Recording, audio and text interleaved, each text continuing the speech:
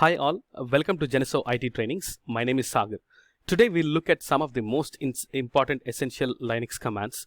Before I do that, I would request everybody to subscribe my channel. Thank you. So let's look into some of the most important Linux commands in this video. And the first command that we'll be looking at is copy command, CP. It stands with for CP stands for copy.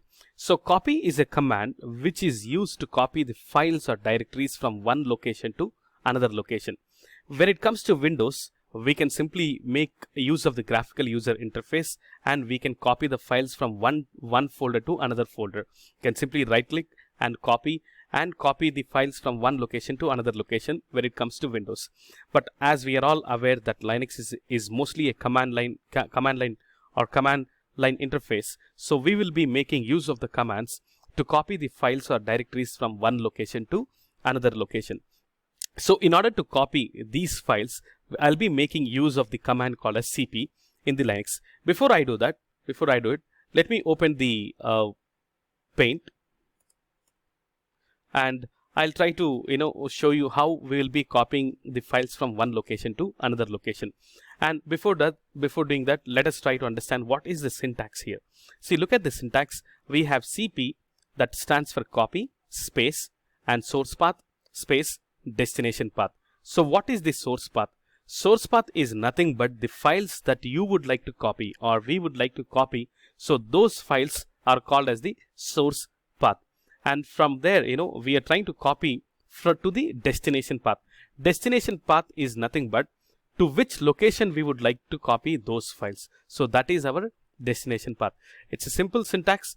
It's CP copy space source path space destination path. So this is what we'll be making use of the copy command, and we'll try to copy the files from one directory to another directory or from one location to another location.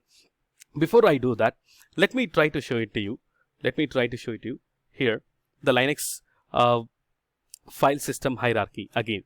And so if you look at the Linux file system hierarchy, the Linux file system starts with root directory or a folder, and underneath this, we'll be having multiple folders or directories. And in today's example, I'll be taking one of the directory called as /home. And under this particular home directory or root directory, we have a home directory. Under this directory, we have a Ubuntu as the user's directory. And inside this folder, I have a couple of files called as file1 and file2. I'll show them practically. I have them in my Linux server, so I'll show them practically. So under this particular directory, we have Ubuntu as a directory. Under this, we have file1 and file2. Now, in today's example, I'll try to copy this file1 from this location, Ubuntu location, to a different location called as /opt. OPT is another directory that is available under the root, or we have /temp. TMP is another directory we have where we can copy these files from this location to another location. So what we are trying to do, I'm trying to copy the file1 from Ubuntu, from this directory to OPT directory or the /tmp directory. One thing we need to understand, either we can make use of the absolute path or the relative path. What is this absolute path and what is relative path? I have explained this concept in my previous videos, but I'll try to make you understand in this video as well. So let's assume that, let's take the syntax of copy. Now we'll use copy stands for CP space, and as the syntax says, source path. What is the source path? Either we can type the absolute path, or if you are inside that directory, we can give the relative path. So let me start with the absolute path. Here I'm trying to copy the file1. So what I'll do is, this is my source path. So what I'll do is, I'll start with /root and home, and under this Ubuntu, and under this we have file1. So this is my source path. And what is the destination path? /opt is going to be my destination path, /opt. So here I'm trying to copy this file1 into OPT folder. Whenever I write the complete path like this, so this is called as an absolute path. So when do we use absolute path? When do we use relative path? Whenever you are directly inside this Ubuntu directory, you don't have to specify the complete path. you can simply specify the file1 because it is relative to this directory. It is relative or related to this directory. So I can simply make use of, if I'm inside this directory, I can simply write cp file1 space /opt. I'm copying the file1 into opt folder. Let us try to do this practically. Let me open my Linux server. This is my Linux server. Let me become a root user, sudo -i. So I'm trying to become a root user. A root user is nothing but an administrator user.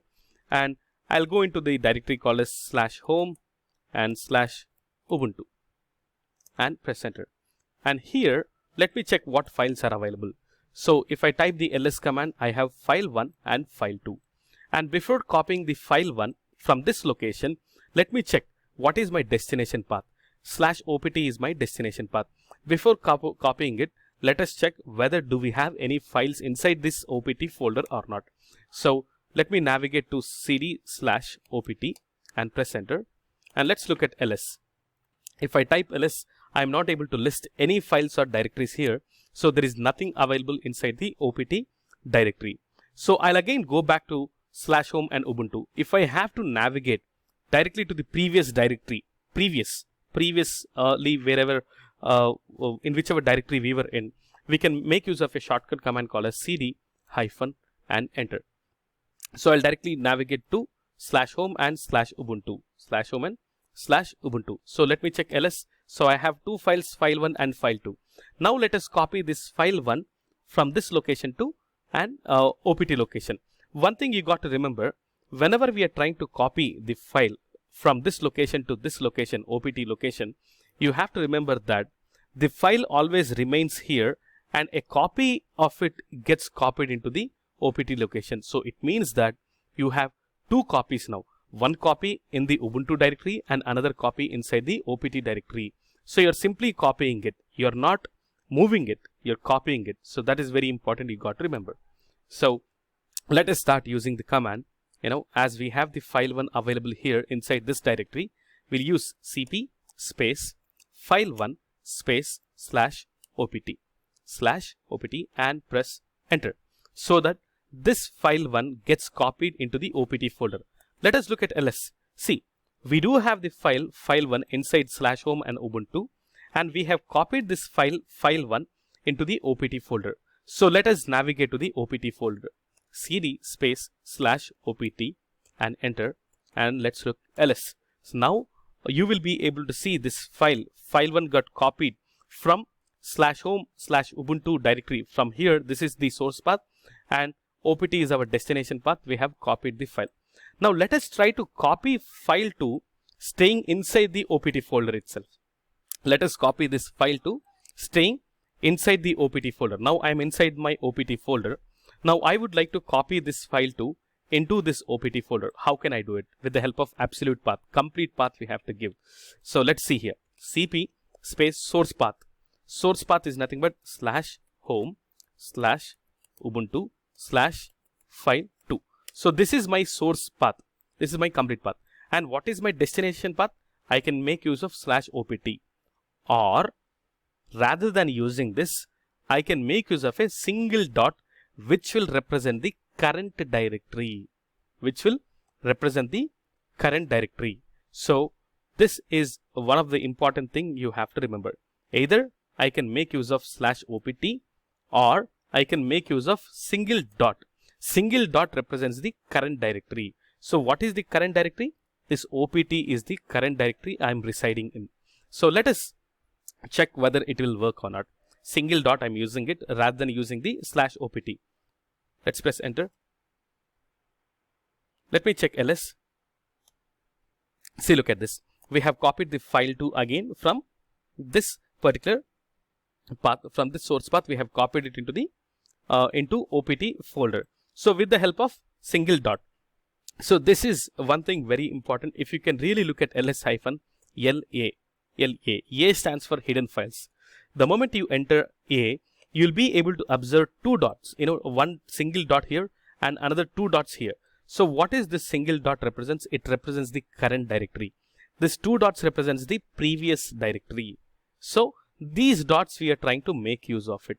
This dot I have made use of it and I have copied the file from one location to another location. So this is all about the copy command, and let us check what else we have it. So how do you copy the directories? It's again the same thing, but you have to ensure you give a simple flag called as an option called as -r to copy the directories recursively, and whatever files are available inside that directory, they will get copied. So let us check this. Let us create a directory inside the OPT. Inside the OPT folder, we don't have any directories, and we'll create a directory. mkdir is the command, dir1. Let's press enter, ls. So I have the directory dir1, and what I'll do is I'll go into this directory. I'll create some files, cd dir1, and let me create the files touch f1 f2. I have created two files with the help of a touch command. Let's look at ls. See, look at this. I have two files, file1 and file2. cd ... Let me come back to the OPT directory.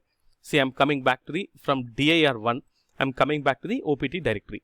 Press enter, and let's look at ls. Now what I'll do is I'll try to copy this directory 1 from this OPT location, OPT directory. I'll copying it to the /home and /ubuntu.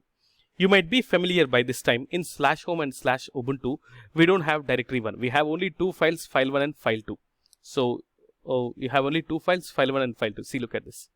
/home and /ubuntu, we have only two files, file1 and file2. We do not have the directory 1. So now it's time for us to copy it actually. So let us see. Copy cp-r, and I'll use one more flag called as v, which stands for the verbose output. So it will actually print on the screen what all files are being copied from this directory to the /home and /ubuntu. You'll be able to see the output of it. What is the purpose of v? -r stands for recursively. Whatever directory with the directory along with it, whatever files are there inside it, everything gets copied into the /home and /ubuntu. -rv and dir1 and /home /ubuntu. So this is my source path and this is my destination path. Inside the Ubuntu directory, I'm trying to copy the files. So let us see what happens now. Press enter. So look at this. My directory 1 is getting copied, into from this location. It is getting copied into /home /ubuntu directory 1. And inside the directory 1, we have f1 file, and this is getting copied into home ubuntu directory 1 f1. And directory 1, we have f2 file. It is getting copied into home ubuntu directory 1 and f2. So let's go to /home and ubuntu, and let's check whether we have the directory 1 or not. cd /home /ubuntu and press ls. So I have this directory dir1 available here. So this is how you'll be able to copy the files from one location to another location. So let us look into a new command called as mv. mv is a command which will help us to move the files or folders from one path to another path. Or we can make use of the mv command to rename the files or the directory names. So let us try making use of the mv command. Now let us see here. I have this file called as file1. Now what we will do is we'll try to move this file. What is the difference between move and copy? Whenever you're trying to move a file, so let's see here. Whenever I'm trying to move a file, so now what I'll do is I'll try to move this file, file1 into /temp. Whenever I try to move file, the location wherever the file is already existing, this file will be moved completely. So it means that this file will not be existing here, and it will be moved from this location to /temp location. So it is like cut and copy. It is like cut and you'll cut it here and you'll copy it into a different location. So it is nothing but you're moving the file. So inside the source path, this file will not be available after that. So this is what the move command is all about. So one more usage of move command is, you can make use of the renaming the files. So I'll try to change the file name of file2 from file2 to file 200. I'll try to change this and I'll show it to you practically. So let us do it practically. Let me open the Linux server. Now let's look at ls. Let me clear the screen. ls. So I have the file2, and what I'll do is, file1. I'll copy this file1 into the /temp location. So let us check whether we have any file available inside the /tmp. and I have navigated to /temp directory, and let's look at ls. So we have these, some of the files are available, so we do not have the file one here.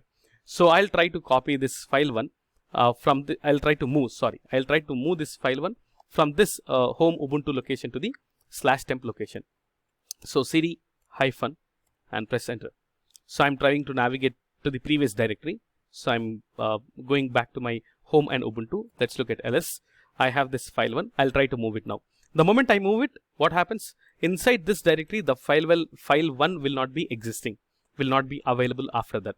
So mv source path and the destination path, the same as copy command. Mv also you have the syntax is mv source path and the destination path. So let's look at it. And what is the source path? File one, and the destination path is /temp, and press enter. Now let's look at ls. See, I don't have this file available because it has moved from the current location to the /tmp. Let me navigate to the /tmp directory, cd /tmp, and let's look at ls. See, look at this. I have we have moved the file one from home Ubuntu to /temp.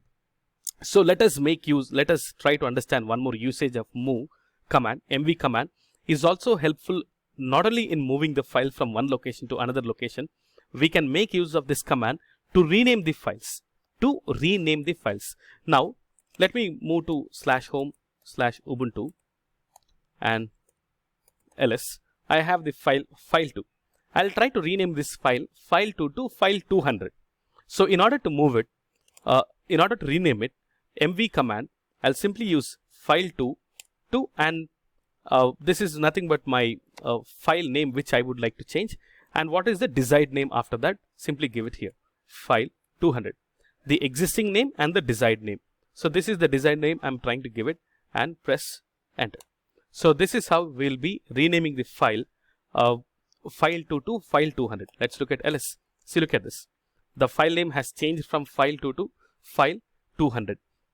So mv has a usage of moving the file from one location to another location. Along with that, mv has a usage to rename the files as well. So these are the two important commands that you need to be aware of: how to copy the files from one location to another location, how to move the files from one location to another location, how to rename the files with the help of the mv command. And finally, let us look into one more interesting command and very important command, echo. The moment you hear the word echo, you might hear a sound called as echo. Where do you hear the sound? You go to a huge open place and you shout some name. What happens after that? You'll be hearing your own reflection of your voice. You'll be hearing your own voice. So in general, in English, whenever I say echo, suppose imagine if I shout a word or a statement, again we'll be able to hear back that statement. So echo, if you can really understand that simple English definition or a meaning of echo, in the same way, echo is a command which will help us to display whatever we are trying to write after the echo command. It will help us to display to whatever text we are trying to type it. It will display it on the screen. So let us see it with an example so that you'll understand. See, look at this. How to use the echo command. Echo, and use the double quotes, and this is echo command. This is echo command. What it simply does is it is going to print the same line again. As I said again, the English definition of echo is nothing but if you shout, again you'll be hearing your own voice. So you're again hearing the same thing. So the same line will be printed on the screen. So let's look at it. So look at this. This is echo command or echo. I'll simply give Geneso IT trainings. Geneso IT trainings, and press enter. See, look at this. It will display the same line. And the syntax of it is very important. Echo and give the double quotes. What if I don't give double quotes and if I give a single quotes? Will it work or not? Let's check. Geneso AWS plus DevOps. It's working absolutely fine. Then what is the difference between the double quotes and the single quotes here? What if I don't give anything? Echo Geneso AWS DevOps. See, again it is printing the same thing. So by this you should be able to understand it is printing the same thing whatever we are typing it here. Either we give double quotes, or you give single quotes, or you give without using the quotes as well. But there is definitely a significance or importance if you're using a double quotes and the single quotes. What is it exactly? What if sometimes there might be a requirement where you would like to display the values of the system variables? We have something called a concept called as variables, which I'll be teaching you in the further videos. And you need to understand we have something called as system variables, and these system variables will hold certain value. In order to print that value, so let us assume that in order to print the host name, so you all know it very well, this is the host name of this server. So, or this is the username of this server, username currently. So if I have to print the host name, we have a system variable. I know you might not be aware of what exactly the system variable is all about, which I'll be teaching in the further videos. Okay, I'll be teaching about the system variables. Try to understand the importance, what is the difference between double quotes and the single quote now. So simply if I use echo dollar hostname, so I'm not using anything, echo dollar hostname. If I press enter, I'll be able to get the host name of this particular server. I can make use of the double quotes again. Double quotes, dollar host name, double quotes and dollar host name is the host name, of this server, and press enter. So look at this. Whenever you use double quotes here, and this system variable, it will print the value of this system variable, and it is printing on the screen. Now I have a requirement. I don't want to print the value of it, but I want to print dollar hostname directly on the terminal. On the terminal, I don't want the now if I give this dollar hostname, it is printing the value of the hostname, but I don't want to do it. I want to print dollar hostname only on the screen. So for that purpose, we'll use single quotes and dollar hostname is the hostname, and press enter. See, look at this. The moment I type single quotes, it will print the same value what is being available inside the single quotes. If I write the same system variable inside the double quotes, it will print the value of the system variable here. See, look at this. This is the difference. So this is what the usage of double quotes and single quotes, or without using the quotes also, you can make use of the echo command. Echo command is a simple command which will help us to display whatever is being typed right beside it. So this is again the a most important usage of the echo command. And so I think by this we are done with some of the most important commands: copy command and move command and echo command. I'm sure you all know what is absolute path and relative path as well. So by this I'm going to end this video. Thank you so much for listening, and I would request everybody to subscribe my channel. Thank you.